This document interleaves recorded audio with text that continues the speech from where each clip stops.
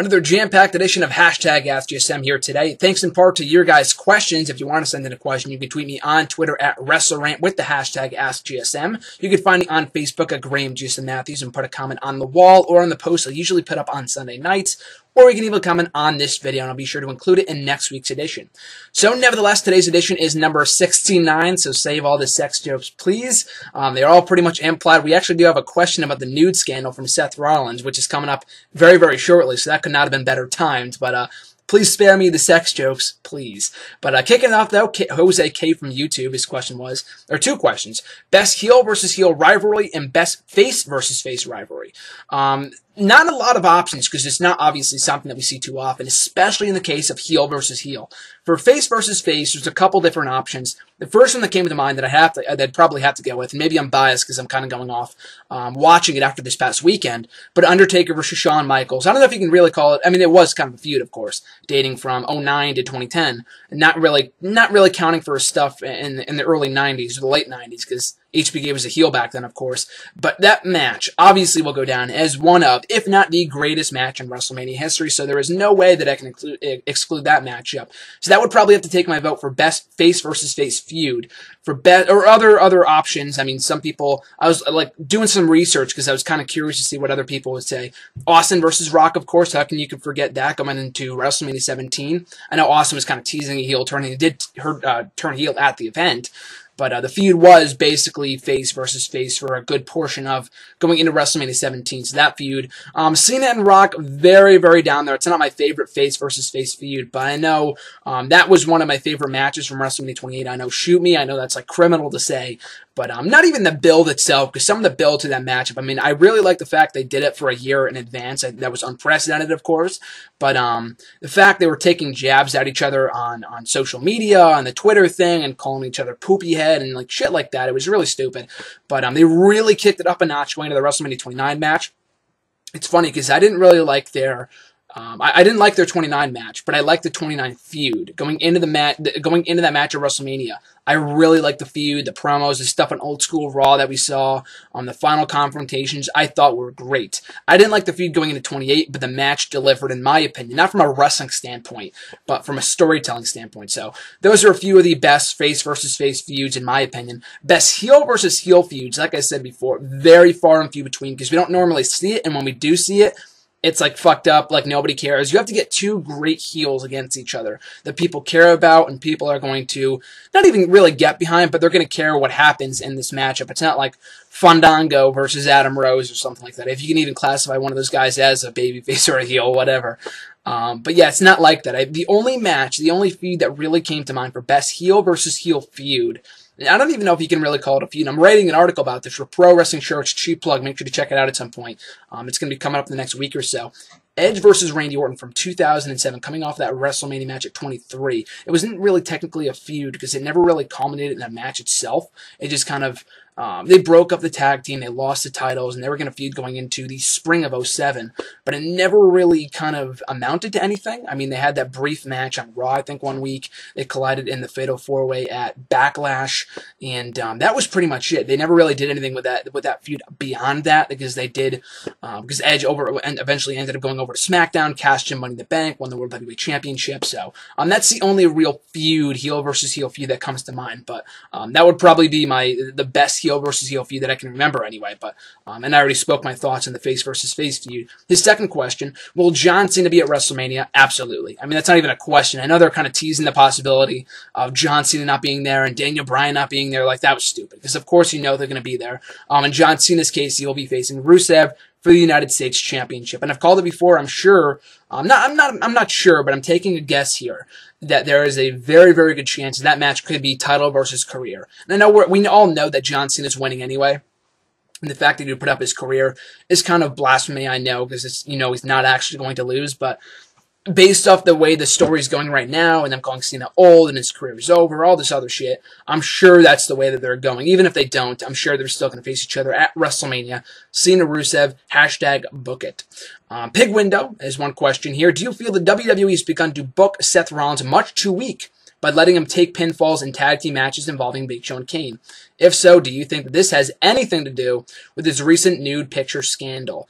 No, yes and no. I don't think he's being booked too weak, because I know there was a point in like last year, 2014, where he had gone nearly 8 months without getting pinned. Not even in singles competition, just in general. I think his last loss was in like his match to CM Punk. It was like the final Raw of 2013, and then he would go the entire year of 2014 without going unpinned until he lost like fucking Heath Slater of all people on like an episode of Raw this past summer. Like, Heath Slater, of course, like the only person that would be able to beat Seth Rollins, and he's been pinned a lot since then at Survivor Series and against John Cena, Daniel Bryan, and now, like you said, against Ryback on a random recent episode of SmackDown and that 6-man tag team match a couple weeks ago too. So I'm not really enjoying that like that. He's not being booked like shit. I'll say that much. He's still a slimy heel. He's like an Edge like character to me. So that's what I like about Seth Rollins right now. He's like this generation's version of Edge, or at least for right now while he's a heel. That said, not too weak, but even if he is being pinned, he's not being punished, I'll say that much. They're kind of just slipping on his booking, and it's not because of the nude scandal. And if it was because of the nude scandal, it wouldn't be, he wouldn't be currently involved in the whole Jon Stewart thing. They probably would have put John Cena in there instead, or somebody, or one of their other top stars. They would not have put Seth Rollins in there if they had that much heat on him. And if they had that much heat on him, they might have taken the briefcase off of him or something like that. I'm not really sure, but I'm sure it has nothing to do with that, because that kind of blew over. And that whole Jon Stewart thing, which someone else asked a question about, which I'll get to in a little bit, kind of saved his ass there. I mean, the people would have forgotten about it regardless. No one was talking about it a week later. But that really kind of moved the publicity for WWE from a negative to a positive involving the same guy, Seth Rollins. So I thought that was great. But I like the whole tie-in there, the nude scandal with edition number 69. I don't know if that was intentional or not, but nice one there. That was very well timed. I'll give you that much. But good question, though. Muhammad D from Facebook, do you feel that the final stretch to WrestleMania this year has felt less memorable compared to previous years, and why? I mean, maybe it's just me. I'm an optimist. I love wrestling. I'm not going to say I love every episode of Raw. Sometimes it's shit. Sometimes it's great. I enjoyed last week. I'm always looking forward to WrestleMania. There's nothing that's going to make me not look forward to WrestleMania. I'm still excited for it. Has this year's road to WrestleMania felt less special? I mean, it's hard to say because, as you said, compared to previous years. And in previous years, there really hasn't been an exciting road to WrestleMania. For 30 there was in like the final few weeks, and now we're entering the final few weeks. So maybe it kicks off tonight. Maybe it kicked off last week. We'll have to wait and see. This is being taped before Raw, of course. Last year, I mean, the whole after the Royal Rumble fiasco and Punk leaving, there was a time when I'm like, WrestleMania is going to be shit, and they ended up, pulling out of their ass and pulling out a great show. 29, I just did not give a shit about whatsoever. Going into the show itself, afterwards, I still do not care for that show at all. And then 28, I was really excited for. So maybe I wouldn't say it felt less memorable or has felt less memorable or less special. I mean, we just got to give it time. It's all like on a person-to-person basis. What you kind of enjoy. I like most of the stuff of what they're doing right now. I'm just an optimist that way. I like what they're doing. For the most part, I don't agree with all their angles, but I do kind of look at the positives of what they're doing right now, and I'm enjoying it. I'm excited for WrestleMania. But maybe for someone else, they could say it doesn't feel like WrestleMania season, and that's completely fine. If you don't enjoy it, I mean, that's your own problem. So I'm not going to say you need to enjoy it. But to me, not really. I mean, I can kind of see where you're getting at there, but even the previous years, I mean, the last couple of years haven't been, the road to WrestleMania hasn't been too great anyway, so there's really nothing to compare it off of right now anyway. His second question, what are your thoughts on the recent feud between Seth Rollins and Jon Stewart and the entire Daily Show fiasco? Do you think that this storyline is necessary as we approach the final stretch to WrestleMania? I wouldn't say it was or has been necessary. I mean, it's not like they would have failed without it, but I do think it has been great. The way it was built up with the exchanging of the videos, with Jon Stewart, when he initially delivered it, I did not know he was a wrestling fan. So I thought WWE just fed him some lines to say, and I thought, he did a great job with his lines. But I guess that was something he kind of did on his own. Maybe they kind of we're in cahoots with each other, WWE and Stewart, kind of do this crossover kind of thing. But maybe the promo itself, maybe he cut himself because he knows the product, he knows its history, as we saw last week on Raw. So I wouldn't call it necessary, but what they've been doing with it, and WWE loves to get media attention this close to WrestleMania. I remember back in the road to WrestleMania 27, they were bringing in Snooki, and of course, this is after the whole guest host bullshit. But we got a lot of guest hosts in the road to WrestleMania for 26. And, I know in previous years, like I said, tonight we're getting Wiz Khalifa. Last week we had Jon Stewart. I'm not looking forward to Wiz Khalifa, but it is what it is. I just don't see music acts on Raw being too necessary, but whatever. And then I think someone else is confirmed for the final Raw before WrestleMania. I don't know who it is. I forgot. But I know we're getting some celebrity on that show too. So they like to get that final mainstream publicity going into WrestleMania.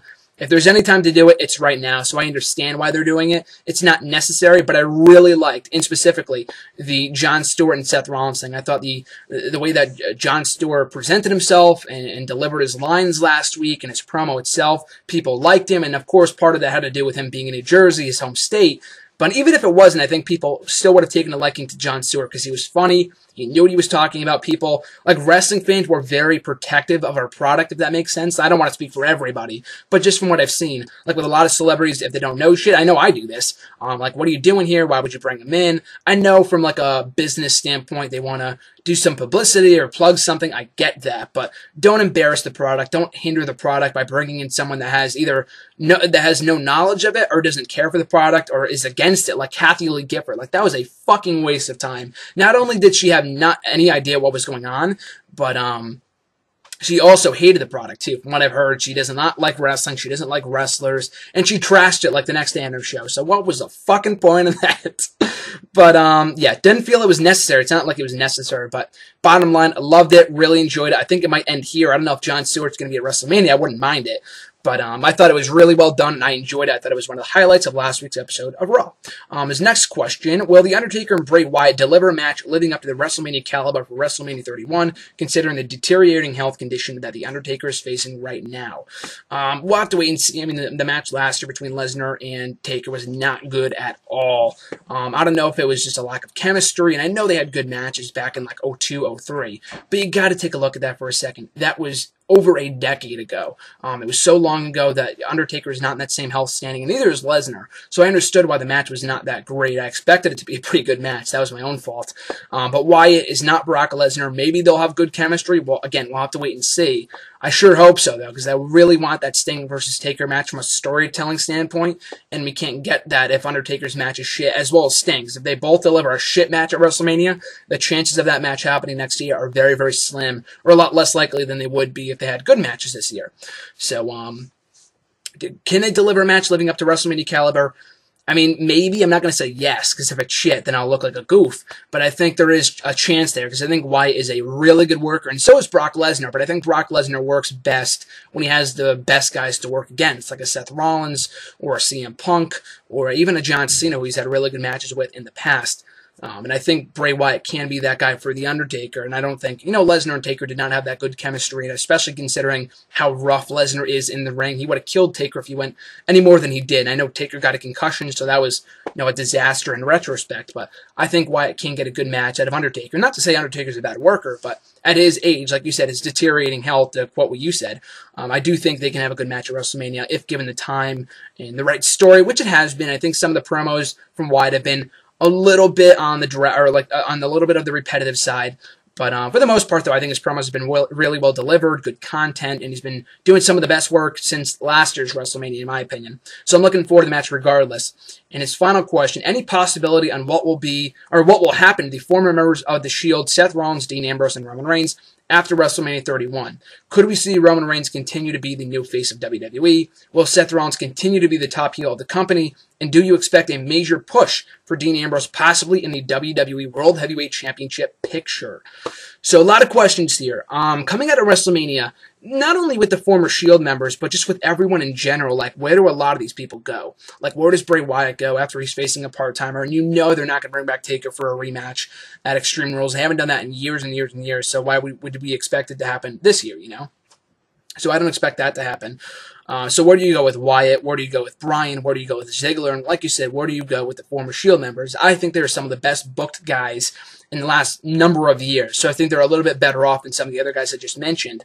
But in the cases of Rollins and Ambrose and Reigns, Reigns is likely walking out of WrestleMania as champion. So, I mean, he's probably either going... I mean, it's really hard to say, because you mentioned, will he continue to be the new face of WWE? Regardless of whether he's champion or not, they're going to continue to push him strongly. They could turn him heel at WrestleMania. At this point, I don't think they will, because the reactions he's been getting have not been as bad as some people thought they would be. So maybe it's not too necessary. Maybe if it gets to be bad after WrestleMania, then you do it then with Paul Heyman, and have him be the next Paul Heyman guy, whatever. But it's really hard to say whether Seth Rollins cashes in and what you do with those guys.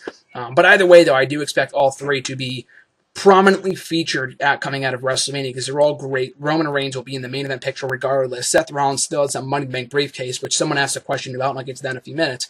And Dean Ambrose, I mean, what happens with him, I'm not really sure. He's at the top of the card in the fall, but that was when we didn't have Roman Reigns, when we didn't have Orton, or we did have Orton at that time, but we didn't have Daniel Bryan and Ryback and Sheamus and all these other guys.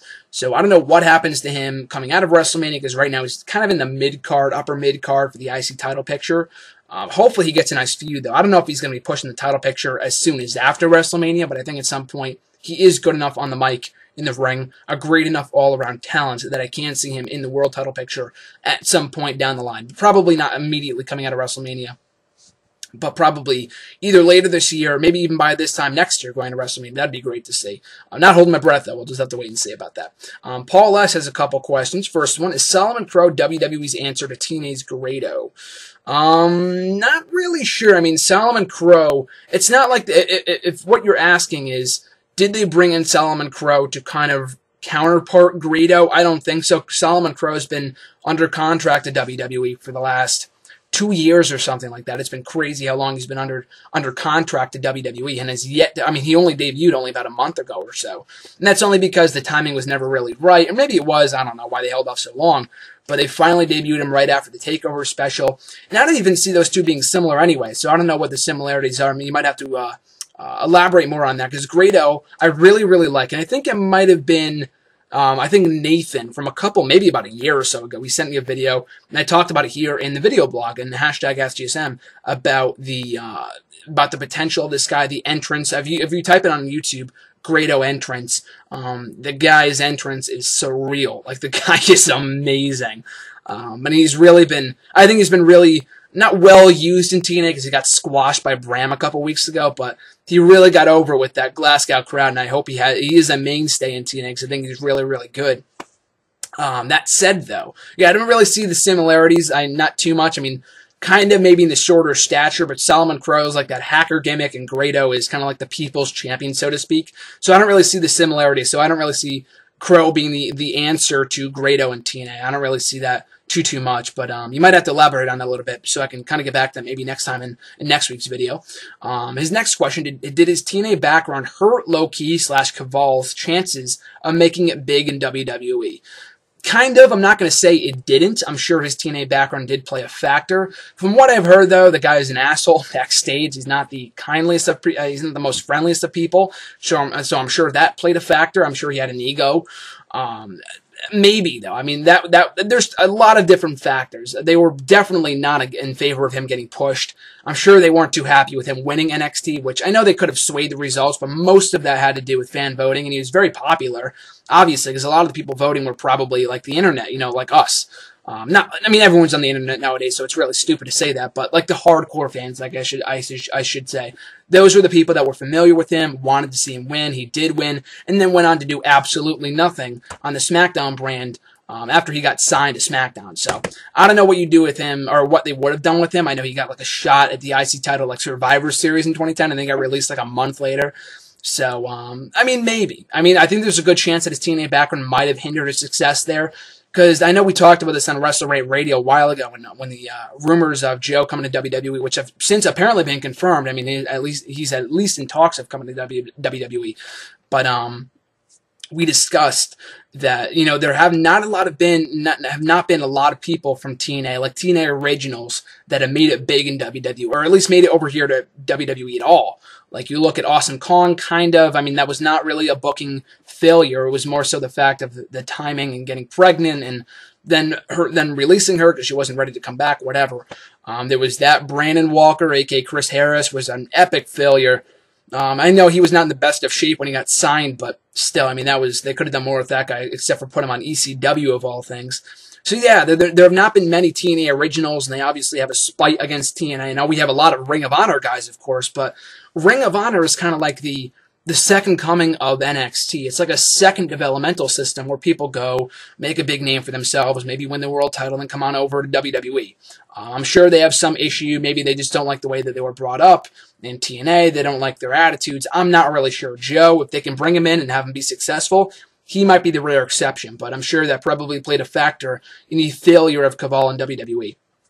Next question, what could have been had Drew McIntyre become World Heavyweight Champion? I know I had read a couple of years ago, a while ago, that he was supposed to win originally the 2010 SmackDown World Heavyweight Championship Money in the Bank ladder match instead of Kane. He was the original winner penciled in, and I guess they changed plans. I don't know for what reason. I mean, this was before the whole domestic dispute with his now ex-wife Taryn Terrell, aka Tiffany, in WWE. So, now, of course, after that incident, there was no way they were going to push him, and they never did. I always thought that they were going to get over it, like they did with Dolph Ziggler. You know, whenever someone speaks out about the company, like in a negative fashion, not even like overtly, like Dolph Ziggler didn't say the current programming sucks. He, like Cesaro, said that like Orton and Cena shouldn't be atop the card or something like that. He ended up getting depushed for like a year, and that was no coincidence. I can guarantee you of that. In the case of Drew McIntyre, I always thought it was going to be something along those lines, where the whole domestic dispute, which wasn't necessarily even his fault, he got his ass handed to him by Tiffany, by his ex-wife, which is embarrassing, but it is what it is. And maybe Vince didn't want to push someone who he thought was a coward. I think that's probably why. Not the only reason why, but I know I've heard that's why he didn't push Johnny Nitro, a.k.a. John Morrison, because he got his ass handed to him by Batista, or Melina, who was, I don't know if they're still together, was with Morrison at that time. She slept with Batista, and Morrison didn't say anything. I'm not sure what the deal was with there. But, yeah, I think McIntyre could have been a viable world champion. I mean, maybe, I know when, like, the time when they started pushing him, no one really cared. But about him, like he got dead silent reactions for like most of his early run, but he's still a potential. He's a really good worker. If you watch his work pre-WWE on the Indies, over in the UK, and now even in TNA, I mean, I know he's only had one match as of this recording, but his promos and his matches are far beyond anything he ever did in WWE. It's more so because of the WWE style. They limited him so much. And if you go back, and I mean, I'm about to write an article about this for hiddenremote.com if you want to check it out, cheap plug. It's going to be up there in a couple days, about Drew McIntyre's best WWE matches, and coincidentally enough, his best matches happened on Superstars of all places in NXT, where they weren't limiting him to what to do. I mean, he had a lot of aggressive style nature matches with guys like Ted DiBiase and Daniel Bryan and Christian, like a platform where he can actually go out there and have the matches that he was capable of having. So I think he could have been a good World Heavyweight Champion back in 2010, but after the whole 3MB thing, I think they still could have pushed him, like they could have broken him off from 3MB, gotten a nice pop, and had a babyface run. But by that point, he was damaged goods, and after being a joke for so long, like Curtis Axel, there was no chance he was ever going to be world champion, especially with one world title in the WWE. His next question, before we get to the Average Grunts question, with Brian Kendrick back, when will be the suitable time for the WWE to revive the Cruiserweight division? So I've talked about this ad nauseum on here on hashtag AskGSM over the last year or so. People, constantly ask this question, which is cool because I think it's a good question. I like the idea of a Cruiserweight division. But in the past, when I've gotten this question, we've had a better chance of having it because of all the talent that we had. Yoshitatsu, Evan Bourne. Now I think the chances of it happening are a little bit slimmer because I think the younger, like the Adrian Nevilles, shouldn't be branded as cruiserweights because I think they could be more than that. Like they're worthy of being mid-carders. Never like world champion. I've talked about that with Adrian Neville before, but I think he could be a viable Intercontinental or United States champion if they booked him properly because the guy's such an amazing athlete. So, yeah, I don't think there's, at this point anyway, now with all the people they fire, like Tatsu and Bourne and Hawkins and all these other smaller guys that weren't doing anything, what's the point now? There's not really many Cruiserweight division style guys in the current roster that can make up a viable Cruiserweight division. And I mean, there's not many people that aren't on TV right now. I mean, there's like the Adam Roses and the Fandangos, but those guys aren't really Cruiserweight division. And I think Brian Kendrick, even if he was I think he signed a contract. I'm not really sure. I know he's a part of the NXT roster technically, and he was in the most recent set of taping, so he is going to be there for a while, I think, much like with Rhino. But he doesn't need to be there for a cruiserweight division. I know there were reports of that like 2 or 3 years ago, I think. But and I have pitched it in the past as a network exclusive show, which I think could have been pretty cool. But that time has passed, and I think Kendrick now is back to just work with the younger talents, not less about himself and the cruiserweights. I think it's more about putting over the younger talent in NXT, which I think is great and the best role for him currently in WWE now that he's back. Moving on to the Twitter questions, at the Average Grunt, his question was, with Lesnar acting up the mostly IWC crowd and Rollins possibly cashing in, do you think it would be best for business for Sting and Triple H to main event WrestleMania instead of the title match? Absolutely not, because like I said before, I could see where you're getting at here with all the possible factors. But I think WrestleMania would better close off. And I've talked about this before. I don't see it happening. But I think WrestleMania closing off with a Seth Rollins cashing and winning the world title. I know it's a heel walking off of WrestleMania, like I've talked about in the past. The only other instance I can remember that happening was WrestleMania 17 with Austin and Rock when Austin turned heel and won the belt. That's the only instance in the 31 years of WrestleMania, or 30 years of WrestleMania, that a heel has closed off the show. So the odds of that happening are very, very slim. I still say Reigns wins the belt. You go off the show with that. And I know Reigns, like I talked about before, his reactions have been getting better.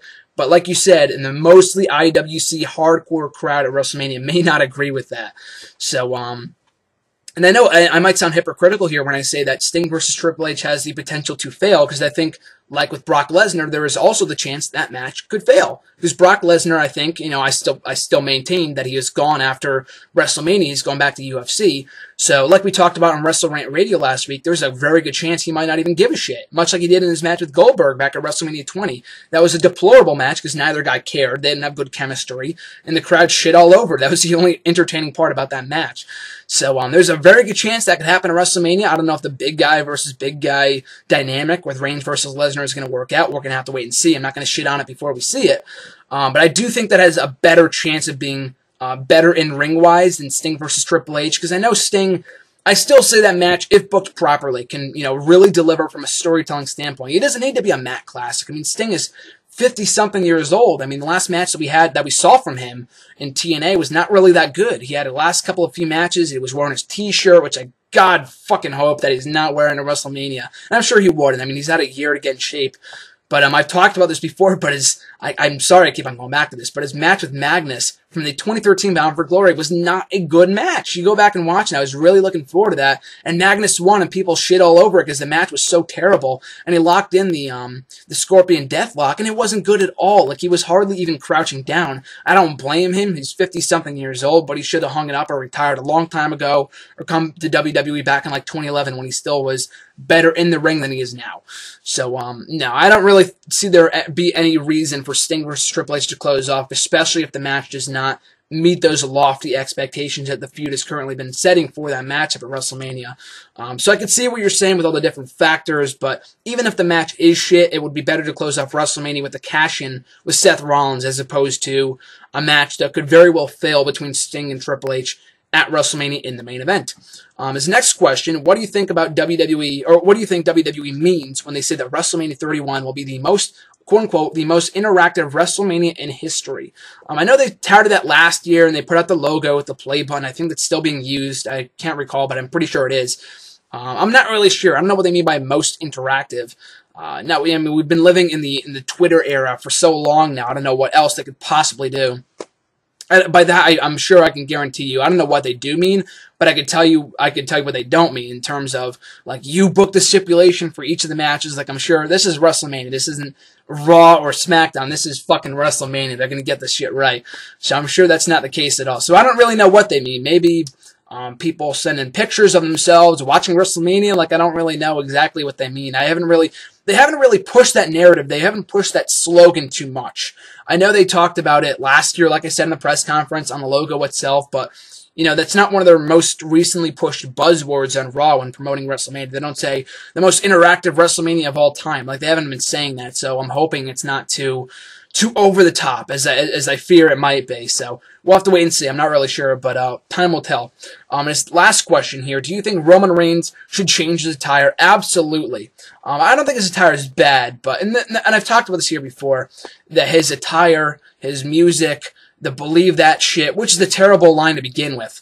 But it's all a copy off. It's all a rip off of the Shield, and it's not like he wasn't in the Shield and he's ripping them off. And of course, he was a part of the Shield. But and I still say that if he changes his music, and it's still going to mean something if you hear Sierra Hotel India Echo Lima Delta the Shield. Like it's still going to mean something when that music hits or you hear that line when they eventually reunite years down the line. But it would be a lot cooler if we did not hear that music. And I know it's slightly altered, but it's still, come on, let's face it, basically the same song. So he needs to get away from that Shield image, and maybe he will after WrestleMania, after he wins the belt, and maybe they just want to keep the music because people are familiar with it for right now. But like with Rollins and Ambrose, who both very much changed up their looks and their music and everything about them from when they were in the Shield, I think Roman Reigns should follow suit in the very near future. Like, it'd be weird to see him in tights or something like that, but Ambrose and Rollins aren't in tights, and Rollins is wearing some spandex thing, and Ambrose is wearing jeans and a wife beater. So I don't know where that leaves Roman Reigns, but I absolutely agree he should change his attire coming out of WrestleMania as soon as possible, because they need to get away from the whole Shield image and kind of fending and kind of feeding off of that. He needs to build his own identity as a single star. At Brad Bordar's got a couple questions here. When the date inevitably comes, who do you believe would be the best possible option to induct Paul Heyman into the WWE Hall of Fame? CM Punk, I think, would be a great pick. Either him or Brock Lesnar, too, of course. Lesnar has more of a history with...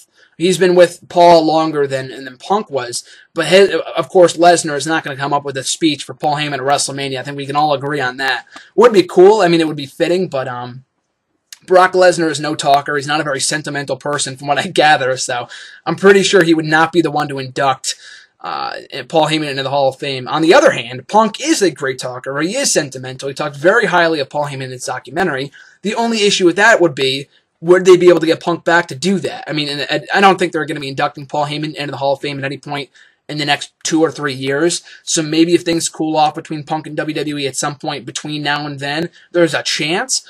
But let's say Punk doesn't come back in the next 3 to 5 years and they need someone to induct Paul. I haven't watched his doc yet. I watched like the first 10 minutes. Maybe there's someone else in his career that was a lot more impactful or like he had a better client. Maybe Stone Cold. I know they have a very good friendship and relationship that they could probably build off of that if they wanted to have Steve induct him into the Hall of Fame. I could see that. Maybe someone else that kind of mentored Paul growing up in the business that I just can't think of right now. But yeah, Punk or Austin would be ideal inductors for Paul Heyman into the Hall of Fame for someone that people recognize. But like in Punk's case, like I mentioned before, I don't know how likely that is given his current standing with the company. Next question, which current superstars and or divas do you sympathize with the most for how their careers are turning out? Here are 3 people, or 3.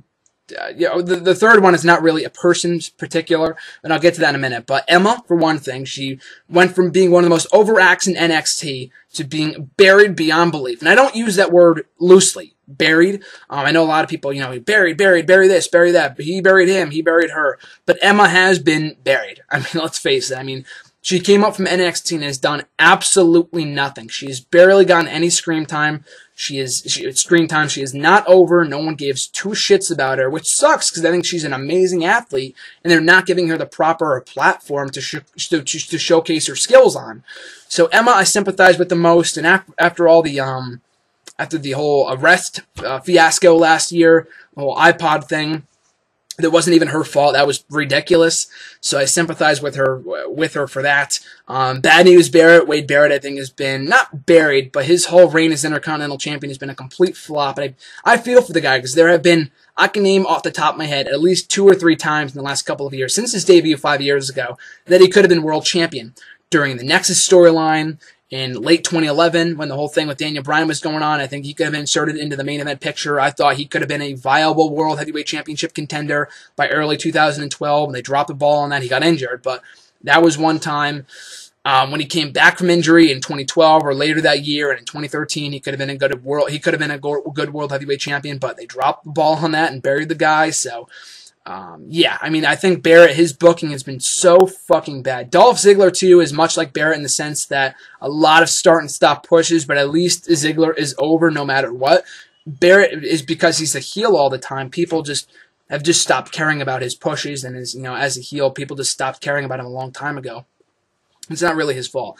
So I sympathize with him and the New Day too. I mean, like I said, it's not really one person, but all three guys are so much better than that gimmick. And I was excited that they were putting them together as this heel faction. Remember, a couple of months ago, over the summer, they were put together, and I thought it was going to be something cool. It would lead to more screen time for all three guys, Big E and Kofi and Xavier Woods especially, who has been buried since he showed up in WWE in late 2013, or on the main roster anyway. But this gimmick is flopped beyond belief, and I'm surprised. I am shocked. I am absolutely shocked they have not flip the switch with this gimmick already and never not already turn these guys heel, because the way they're currently going, the direction they're currently going in is a complete failure. No one cares about these guys. The gimmick is stereotypical, it's racist, it's stupid, it's dumb. No one gives two shits.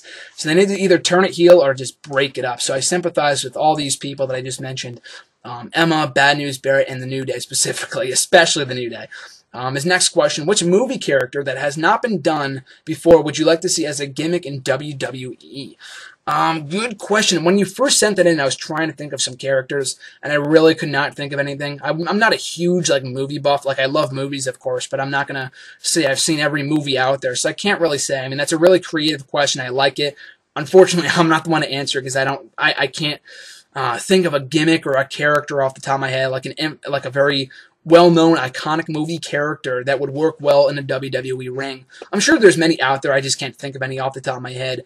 Like I said, I'm not the biggest movie buff. I love movies, but nothing really clicked for me off the bat. And I should have done more research on that question, but due to time constraints, I was not able to do that. But good question now. Just got to be able to send it to someone else because I'm sorry I can't answer that. But a really good question, though.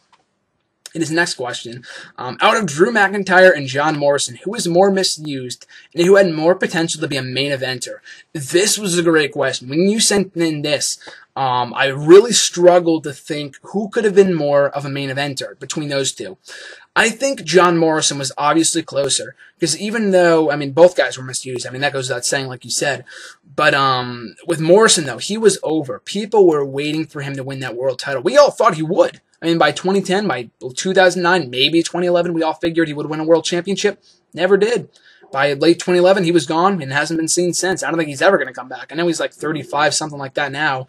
He's doing really well for himself in Lucha Underground, but at this point, if I was John Morrison, I knew they weren't going to push me properly upon my return, then why would I bother coming back? Like MVP and Shelton and all these other guys that have left the company, that were almost main event status. Why would I come back if I'm going to be in the same place that I was before it left? It's a waste. I might as well go elsewhere and, achieve success elsewhere in the wrestling world. So I would probably go with Morrison. I think more misused was McIntyre, because he was, John Morrison was given a chance. He didn't fuck it up, but at least he was main eventing shows. He got a number of world title shots for the World Heavyweight Championship, the WWE Championship, and he had heat for the whole thing at WrestleMania with Snooki and Trish and Melina and that whole fiasco, that whole bullshit of an angle. So, yeah, that was kind of partially his fault, but I think, he was given shot after shot. McIntyre really wasn't. He had that long reign as Intercontinental Champion, but after that, they really dropped the ball on the guy, and, he was misused as a member of 3MB, that's the best you got for this guy. They did that for years, and that was ridiculous. Just the fact that went on for as long as it did, it was just stupid. But yeah, I think more misused was McIntyre, more potential to be a main eventer, John Morrison. I could have seen Morrison as a world champion over McIntyre. I still, like I mentioned earlier on in the video, I think McIntyre could have been a world champion on the SmackDown brand in 2010 before they dropped the ball on him later that year and before he became a member of 3MB shortly thereafterwards. But I think Morrison was closer to breaking through that glass ceiling, so to speak, that old cliche, as he was in a number of occasions very, very close to winning that world championship. So those are my thoughts on that. At Reborn Again via Twitter, his question was, what do you feel was the worst title change that ever took place at a WrestleMania? So, it was really, when you first asked that question, it's a good question, but it took me some time because, of course, there's been 30 years of WrestleMania. But after watching WrestleMania after WrestleMania 1 through 30 on the WWE Network, the entire road to WrestleMania right here, I'm reviewing every single one of them here on the channel, cheap plug. Make sure to check them out every Tuesday, Saturday, and Sunday. I would have to say the WWE title change at WrestleMania 9 with Hulk Hogan. Absolutely. I do not think that was a good title. That was terrible. I'm not even going to say it wasn't good. It was horrendous the way that fucking thing was booked. That was so fucking dumb. If you don't recall, or if you just forget or whatever, don't know about it, it was Yokozuna, who was the challenger, who had won the Rumble that year, versus Bret Hart for the championship. Yokozuna won. I'm fine with that. That's fine. You build him up as a top heel champion. And then Hulk Hogan, who would come back that same night and was already in a tag team match earlier on in the night, a very bad tag team match, might I add, and like lost via fucking DQ after doing a heelish tactic, comes out, says to Bret Hart, comes to his aid, and then is out of absolutely nowhere given a shot at the WWE Championship and beats Yokozuna within like a minute or so to win that belt. And it served absolutely no purpose, considering the fact that he had to drop it like a month or two after that anyway, because he had to go off to go film a movie. So what the fucking point was that? What was the point of that shit? And he was being a bitch too. I know Hogan was like notorious for doing this back in the past, back in the 80s and 90s, and even like the early 2000s, that he didn't want a fucking job to him. He didn't want a job to Bret Hart because he felt he was too small, it wouldn't be realistic. So he dropped it right back to Yokozuna like at a house show in the summer. So what was the fucking point of that? Like that still bothers me. I know that was like over 20 years ago, but just thinking back on it was just so pointless and stupid, and it hurt Yokozuna. And I mean, he was still a dominant champion going into WrestleMania 10 in his rematch against Bret Hart, and Bret Hart still got a nice run out of the belt the following year. But just the way that whole shit was booked still pisses me off. It just makes no sense. I don't know what crack they were on when they booked that, but I know it was 93 or whatever it was. But was it 93? I think it was 93. But just, that was terrible. I would by far say that was the worst title change in WrestleMania history. That was the first one that came to mind. I didn't even bother thinking of anyone else or thinking of any other title change because I don't think anything will beat that piece of shit. I thought that was terrible. At Cody Collier 37, his question was, what do you think has been the best, or they're kind of going off that question, kind of similar, but a little bit different. There's 4 parts to this. What do you think has been the best and worst title change and best and worst title reign of the PG era? So a good question, took some time to kind of think about, and this is all subjective, all my opinion. I'm sure there's been other great title changes that I didn't think of, or other people thought were better, whatever. But this is in my opinion, so just keep that in mind.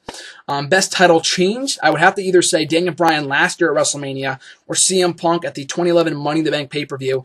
And you said worst title changes. I just thought of the world titles. I didn't think of the mid-card titles because those belts haven't meant anything in a long time anyway, or the Divas belts, or the tag team belts, or whatever. I was just kind of thinking about the world championships. Those are the ones that matter anyway. So those all kind of apply to this. Best title change, Punk winning it in 2011 Money in the Bank, like I said before. The entire atmosphere in Chicago, the way the story was built up, and the aftermath and everything, I thought was phenomenal. Remains to this day my favorite match. So again, I'm admitting my bias here. But even if I wasn't so biased towards that match, I think other people would agree. But like I said, Daniel Bryan's last year at WrestleMania is also very much on that list in terms of best title changes in one match. Not specifically at WrestleMania, just kind of in general, like Cody mentioned, in the PG era. Worst title change? I put here Sheamus in 2012 at WrestleMania 28 when he beat Daniel Bryan for the World Heavyweight Championship. I thought that was absolute bullshit. And I know that we got a positive out of it, the yes chance and whatever, but I still feel like, and I love that WrestleMania, but I still feel like that match could have been a show stealer if they gave them 15, not even, like if they gave them 10 minutes to go out there and have a great match. 20 minutes ideally, but I know they wouldn't do that for the World Heavyweight Championship, God forbid. But I still feel like that whole 18-second fiasco was a complete waste of time. The 18 seconds. I know they were trying to break a record, and that was like their thinking behind it. And like I said, it gave birth to the yes chance next night on Raw, but I feel like those would have gotten over anyway, regardless of whether because people were chanting, they were going crazy for Daniel Bryan when he got to the ring by WrestleMania 28. People were going crazy. So regardless of whether he won or lost in 18 seconds or 20 minutes, people still would have, I think still done the yes chance anyway, in my opinion. I know he gave him a more aggressive character, and I know it was kind of like the turning point of his career. Still, though, the whole 18 seconds thing I just thought was retarded and I'm sorry, stupid. I should not use the word. Stupid. And I think a lot of people still look back at that WrestleMania and do not give it the credit it deserves because of that match kind of being a blemish on that card. Best title reign, I would have to go with CM Punk and his 434-day reign as champion from 2011 to 2013 from when he dropped it to The Rock. And a lot of people are going to say, oh, he held it, he kept the title warm for The Rock before he dropped it to him, which I think is such a stupid excuse because everyone is holding the belt warm for anybody. Brock Lesnar, he's been holding the belt for 8 months. Is he keeping it warm for Roman Reigns? Was John Cena keeping the belt warm for Brock Lesnar? Was Daniel Bryan keeping it warm for Brock Lesnar if he was going to lose it to him at SummerSlam? Like, there's so many arguments to be made. Like, that was an absolute bullshit argument. I'm a CM Punk fan. Like, I understand that. But, you know, that aside, I still feel like, not even with Punk, but for anybody, like, he's keeping it warm for him. So fucking dumb. He held the belt for over a year, almost a year and a half. Like, that's something that should be celebrated and commended. And I feel like that was the best title reign in recent history. And his matches weren't even shit, too. All his matches were great. His matches against Cena, his matches against Daniel Bryan, the list goes on and on. Ryback, Big Show, I don't even want to mention. That whole list of superstars, Chris Jericho, that he worked with during his title reign was just tremendous. So, yeah, and he won most of his matches clean, too. So that's another thing to be kind of celebrated about that reign. So best title reign goes to Punk for that one. And worst title reign, Jack Swagger, 2010 as World Heavyweight Champion. I know he held the belt for like 2 months or something like that, but he was booked so poorly as champion for that period of time. He won the belt way quicker than he should have after cashing in Money in the Bank. He should have held that briefcase for a lot longer than he did instead of cashing in so quickly. I know they were desperate, for stars from the SmackDown brand around that time, but still, I feel like they should have waited on that because when they had him cash in, it was, that reign was shitty. He lost all of his non-title matches. Like, weeks before he won the World Heavyweight Championship, he lost to fucking Santino on Superstars. The whole booking of Jack Swagger that year was terrible. So, it was absolutely terrible. So, I would have to say that was the worst title reign in the PG era. So at Zach Donovan, or Donegan, I'm sorry. Donovan's one of the name of one of my teachers. I always confuse that. So sorry, Zach. But he's got 2 questions. First one being, if Christian was to win the Money in the Bank any year in the past, what year would you have wanted it to be, and how would you have booked it? I still say, if he wasn't, I talked about this on Twitter just yesterday, so people have, if you already read my thoughts on this, you already know, and I apologize for repeating myself, but I said on Twitter while watching WrestleMania 25, that if Christian wasn't going to win the Money in the Bank ladder match at 25, then what was the fucking point of putting him in the first place? In retrospect, like after tweeting that, I realized, okay, maybe they wanted another viable option because you knew guys like Mark Henry and Kane and Kofi weren't going to win it. And Christian was the favorite to win that year. And I watched that back, and people were booing the shit, not like, overtly booing him. He wasn't getting like mega boos, but most of the people didn't care, but they were just like, Punk wins again. Like, you serious? And I felt that same way when he won, and I was a casual fan at the time.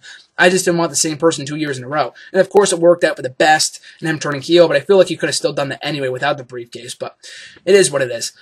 But that being said, though, I feel like if Christian wasn't going to win that year, then why not just put him in the ECW title match against Jack Swagger? But if there was any year to do it, I would probably say that year in 25 or at 26, because I just talked about this a minute ago. But the whole Jack Swagger winning was a complete backfire. That was a waste of time. The title reign was a waste, and the guy is not a bigger star than he was 5-6 years ago before he won the briefcase. So Christian would have been a great Mr. Money in the Bank, and now we still got him as world champion a year after that. In the whole feud with Randy Orton, and it still worked out well, but I feel like, after the closure of ECW, and there's really no better time for him to win that Money in the Bank briefcase than then. And I feel like he could have had a really good feud with whoever was champion at that time, whether it be Jack Swagger or whoever was champion that year, Rey Mysterio and Kane and Taker, whoever, and Edge. Edge, Jesus, that would have been a tremendous feud if they did that on time, but, debuting Alberto Del Rio, which they ended up doing, like I said, in 2011, but if they did in 2010, still would have been nice, too. But yeah, if there was any year that Christian should have won it, 25, I think he was just kind of getting back, he's getting his legs underneath him. I mean, he should have been in that match, but he had and I think he made ECW his own, and going to ECW was the best thing that could have happened for Christian, because he made it his own. He said, you're going to put me on ECW? I'm going to fucking own it, and he did, and he had a tremendous run there. So I would probably have him book him to win it in 2010 at WrestleMania 26, because Swagger was a complete waste, and I think Christian could have done a lot more with that briefcase and the championship than Swagger ever could have. His second question, favorite card you ever booked in SmackDown vs. Raw 2007? Or he's got 3 questions. I'll go back to the second question, and then I'll go back to that SmackDown vs. Raw one, because that's a lengthy one. But his second question was, do you ever see a jobber getting inducted into the Hall of Fame? I'm sure there's going to come a time. I mean, people can argue that Coco Beware was a jobber, and people like that. To me, it's all subjective. I'll just say that right now. It's all subjective in regards to who goes into the Hall of Fame. Coco Beware, I don't think he made a huge impact, but he was one of the more popular stars of his time period, so it's not like I'm shitting all over it.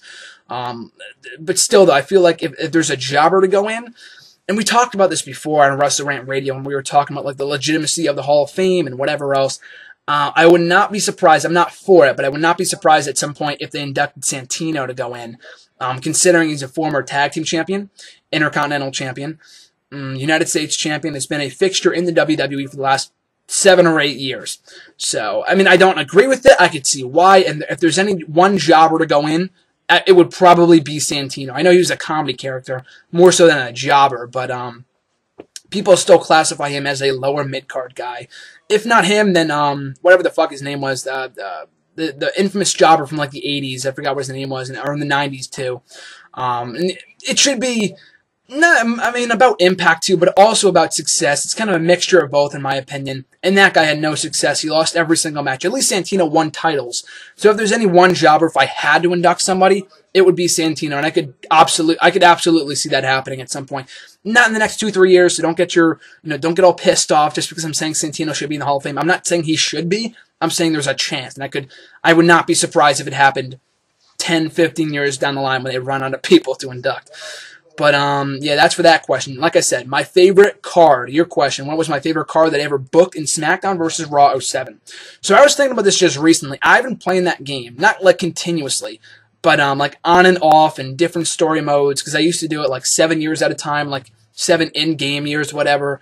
Then I would take a break and play 08 or play the newer WWE game, whatever was out at that time. Then go back to 07. That happens every single time. I would play WWE 12, go back to 07. They play WWE 13, go back to 07. Like, there's a continuous pattern that still goes on to this day. But I'm sure I booked a lot of great cards in my day, not to toot my own horn. And this was the only one that came to mind because I played with John at _John's Jargon on Twitter if you want to check him out. We booked this a couple of months ago. And I thought it was a tremendous card from top to bottom. Eddie Guerrero versus JBL with Eddie going over. And we simulate all the matches, by the way, too. Sometimes we watch them if it's a WrestleMania or an Elimination Chamber. And this is all general manager mode, by the way. This is not, me booking my own fantasy card or whatever. This is in general manager mode, if you're familiar with that, which is phenomenal. Go check it out if you haven't already, if you don't know what it is. But this was our card for Taboo Tuesday. I think it was 07 or whatever year. Not the year of the game, but the year of the card that we booked it in, because we go by like 01, 02, like year 1, year 2, you know what I mean? So it was Eddie Guerrero versus JBL with Eddie going over. Edge versus Mr. Kennedy with Edge going over. For the World Tag Team titles, DX, Triple H and Shawn beating Hardcore Holly and Kid Cash. I know it sounds kind of random, but they were the hardcore connection. They were like a second coming of ECW, EV2, whatever, to win the World Heavyweight, or to win the World Tag Team titles. And this was not a ladder match, but it was for the Intercontinental Championship. Shelton Benjamin beating the heel Rob Van Dam to win the Intercontinental title. Shelton Benjamin was undefeated at that time, his first taste of gold in WWE, so a huge moment that John loved as much as I did. Our second to last match, Randy Orton defeating Ric Flair in a hardcore match, and the last remnants of Evolution, because our Evolution in the game was exactly like it was in real life, with Orton, Flair, Batista, and H. Batista and H were out of it. They were gone. They had already feuded, whatever, and the last remnants of that faction were Orton and Flair. We had finally had them feud, and Orton went over as a babyface. And in the main event, Matt Hardy defeating Kurt Angle and John Cena to retain the WWE Championship. Again, that sounds random. Why is Matt Hardy in there? But Matt Hardy was like, in our game, he's like a fucking main eventer. He's like our AJ Styles. Like, he's that great in our game. I mean, he's a great talent in real life, but he was never, of course, main event status. So on paper, that match seems really, really random. Hardy versus Angle versus Cena, but Angle and Cena are like our Punk and Cena in real life, because they have such tremendous chemistry. They've had such a long-running feud. But, yeah, that was the best card in recent memory that I've ever booked in SmackDown vs. Raw 2007 General Manager mode. Just a phenomenal game mode. I just love it to death. At Big Bird 432, their question was, what do you think of bringing up Adrian Neville and Sami Zayn as a tag team instead of singles guys? It would not be the worst thing in the world. I just feel like with Sami Zayn, he's better off just coming out. Like, I've already talked about this before, but the ideal debut for Sami Zayn, coming to the main roster, would be the night after WrestleMania, beating Cesaro in an open challenge match with Cesaro saying, I can beat anybody, whatever. Comes out, beats Cesaro, big pop from the post-WrestleMania crowd. Like I said, I think there's a better chance. Like, I would not mind Finn Balor and Hideo Itami, because at least they have history as a tag team in NXT. Neville and Zayn have more history as rivals than they do. I mean, no pun intended. That was the event, or not the event that they faced off at. That was what was it? Fucking the one in December. I forgot what it was called. But yeah. So they have more history as rivals than they do as as tag team partners. So I'd be fine with Balor and Itami coming to the main roster as a tag team. Not so much Adrian Zayn, because like I said before, I think Finn Balor is better off on his own. And I wouldn't mind it, because I think, like I've talked about in the past, I think traditionally speaking, I think it's better to have someone go through a tag team than the mid-card, or whatever you can consider a mid-card in 2015, whatever, if you even have a mid-card, and then the main event status, upper mid-card, then main event. And I think if they were to come up as a tag team, I think that'd be fine. It'd give Adrian Neville something to do. But I feel like Sami Zayn's best potential is as a singles guy. So I'd be open to either idea. If he came out as a tag team with Neville, because I think they're coming up at the same time anyway, I'd be fine with that. But if he goes off on his own, I'd be very happy with that as well. At Daniel Cabeza 59's got a couple questions here. First one being, do you think that Daniel Bryan is losing popularity by the time? I don't think he's losing popularity. I would be lying if I said he is as over as he was when he came back, and that's not his fault. The booking of his character has been so fucking bad and inconsistent. After losing the Rumble fair and square, to losing to Roman Reigns at Fastlane fair and square, which I was fine with, no shitty finish. But in Daniel Bryan's case, like it was a waste of time, pretty much. Why be in the Rumble if you weren't going to win it? Like, it goes back to the whole Christian WrestleMania 25 thing, the Money in the Bank. But he's still very much over, like in all the Raws and SmackDown. I mean, I know SmackDown, they pipe and cheers and whatever, but on Raw every week, he's still getting pretty big yes chants. He's not as over, he's not as hot as he was at this time last year, or even when he came back a couple months ago. But he's not, like, significantly lost the same, like, he has not lost a significant amount of popularity since his return, I'll say that much. Second question from Daniel, with the lack of heels that we currently have, how can you make the Roman Reigns championship run relevant? No Big Show or Kane. I've talked about this in the past, but you've got to build up strong heels for Roman Reigns to feud against. I mean, I don't know if he's still going to be a face coming out of WrestleMania. I've talked about that before, with the possibility of him turning heel potentially at WrestleMania. So he could be a heel champion coming out of WrestleMania if Rollins doesn't cash in. There's a lot of factors there to consider. But let's say coming out of WrestleMania, Roman Reigns wins the belt, Rollins does not cash in yet, and we have a babyface heel champion in Roman Reigns. To make it relevant, like you said, I don't want to see Big Show or Kane contending for the gold. I don't think they would make that same mistake. I mean, granted, they made that mistake at the Rumble by having Big Show and Kane be the last few in there, so I would not be surprised if that was the case, but I do not want to see that happen. You got to build up guys like Seth Rollins, like Bray Wyatt, like Rusev, all these other top heels. Sheamus, if they can turn him heel soon when he comes back. I feel like that would be the best course of action, because you can't go off of Big Show and Kane feuding for the title. Like, that's not going to work because they're not relevant, you know? That's the thing that I fear about Rusev and Bray Wyatt at WrestleMania, because I feel like they're going to lose, and then they won't be considered viable threats, like credible challengers for Roman Reigns as champion. So that's my only fear coming out of WrestleMania. So to make the Roman Reigns title run work, if it does happen, he's got to be like a good champion. He can't be this corny Jack and the Beanstalk bullshit. Like, that can't happen after WrestleMania. They got to book him right, and they got to book some good challengers for him, and guys, like I said, and Rusev, Bray Wyatt, and especially Seth Rollins, he was fine on his own. I mean, as a heel, he's been doing great, but it's just the other guys that I fear for that might lose at WrestleMania, might come out of WrestleMania with nothing, because I know they might not get their rematch. His third question here, do you think that we could still get a Dolph Ziggler versus Daniel Bryan match, even if it's not at WrestleMania? Oh, absolutely. I think both guys still have a very bright future in WWE. They're going to be here for a while. So even if it's not at WrestleMania, and I'm sure Daniel Bryan's probably going to be in the ladder match for the Intercontinental Championship, so they'll probably collide in that match, though. We're still technically getting Bryan versus Ziggler at WrestleMania in a ladder match setting, which is going to be phenomenal, with a bunch of other great athletes thrown in, sans R-Truth. But, yeah, I'm sure we'll still get that match at some point. I don't think, like, immediately after WrestleMania, but if one of them goes heel, or just a face versus face match, I think that's fine. I think both guys are over that you could do it. I think, unlike with Roman Reigns, who is kind of on the edge, I think you can make this face versus face match work if you don't kind of blur the lines between face and heel with these guys. If you keep them cookie-cutter babyface going into their matchup, it's still going to deliver regardless. So I'm sure we're still going to get that Ziggler versus Bryan match at some point down the line, if it's not at WrestleMania. And it won't be, because Ziggler's already confirmed for the ladder match. Bryan is not, but I'm sure he will be added as soon as tonight on Raw, I'm sure. We'll have to wait and see. At Swagzio, his question was, what was the worst WrestleMania opener match ever? Good question. I was going through WrestleMania openers last night, and I think I just stopped after a while because I just forgot about it. But I was going, like, you can't really even say the early WrestleManias, because most of the matches on those cards were, like, nothing meaningful anywhere from, like, a storyline standpoint. There was, like, some fatal four-way tag team match. I think it was a WrestleMania I want to say 14, because I think 15 was the Battle Royal that LOD came back and won, which I thought was fantastic. Like, they got a huge reaction from the Chicago crowd that night. At 14, they had some Fatal 4-Way match. I can't even remember half the teams that were involved. And that was not a good match. So maybe that one, I don't know if I would call it the worst. After that, I can't really think. There was some random tag team match for 16. 17 was a hardcore match. 18 was not too bad. I know we had some match that kicked off the show that I didn't really mind too much. 19, I don't want to go completely down the card here, but I mean, 21, there's been a lot of great openers since like 21 with Ray and Eddie, Daniel Bryan and Triple H last year.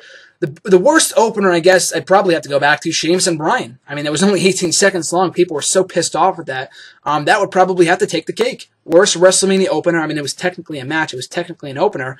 Bryan and Sheamus from did I say Bryan and Triple H? I'm sorry. Bryan and Sheamus from WrestleMania 28 was not like it wasn't a terrible match, but the way it was booked, it was.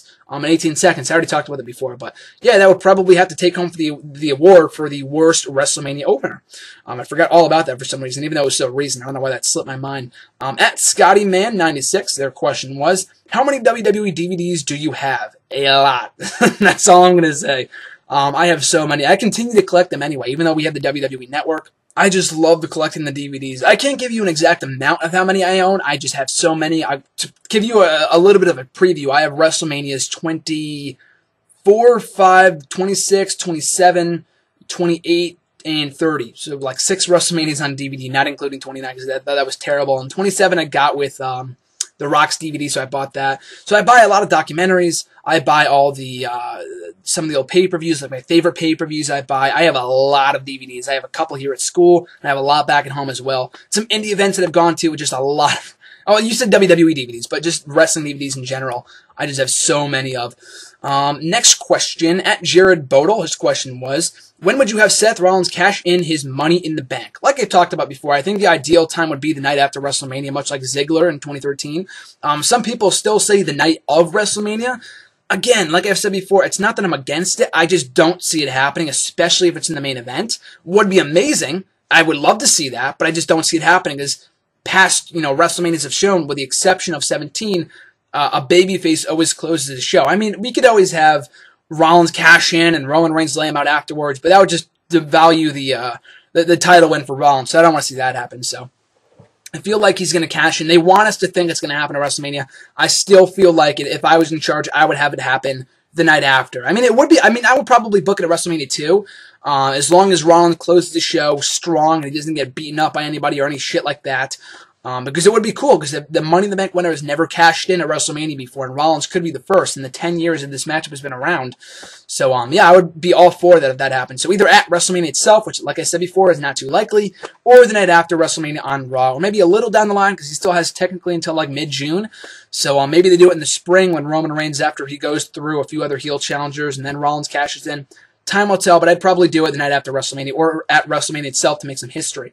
And the final question from at Raymond_Marceau, my co-host from Wrestling Right Radio, of course, good old RJ. His question was, if you had to bring in any former WWE wrestler and give him another WWE title run, who would it be and why? Now, this was a great question, because one, I've never seen it asked before. Two, there's a lot of different options, and I think if you're talking about WWE title like WWE World Heavyweight Championship, the WWE Championship, there's a lot of different people to choose from. I had to go with 2 people here. I can't, maybe one over the other, but Kurt Angle, former WWE champion, who I've talked about in the past, I would love to see him back in WWE.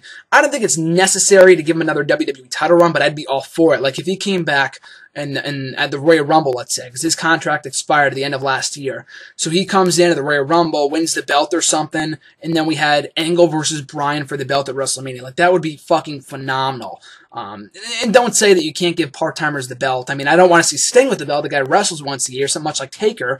But we've seen Brock Lesnar with the belt, even, just currently. Rock with the belt. And I know they're bigger draws than Angle was. But I feel like from a storyline standpoint, if you're going to give him the belt only to put over the younger talent in Daniel Bryan, I feel like it's worth it. So, yeah, probably either Kurt Angle or Jeff Hardy, who I've talked about before. I know a lot of people don't really care to see him back. I would love to see him back, whether it be either him on his own or with Matt, a part of the Hardy Boys.